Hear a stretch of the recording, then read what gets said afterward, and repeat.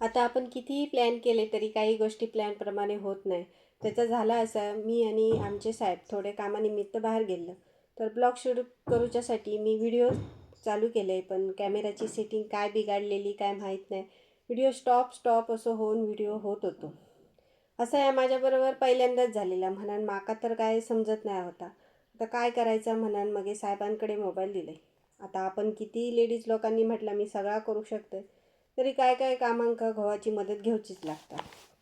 तर त्यांनीच मग ती सेटिंग माका करून दिल्यानी आणि माझं व्हिडिओ व्यवस्थित चलाक लागलो.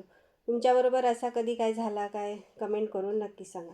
आता त्यांच्या हातात मोबाईल होतो तोपर्यंत मी हैसर बसान माझ्या डोक्यात घरातल्या कामांची लिस्ट लावत होते. लिस्ट लावून झाली आणि मी हातपाय धुवून जात होते, तितक्यात साहेब बोलले की कॅमेराची सेटिंग झाली व्यवस्थित.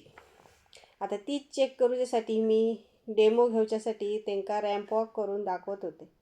आता थोडंसं बॉलिशपणा पण जिवंत ठेवू होय ना माणसात. चला तर मग आजच्यापुरती इतकेच गजल.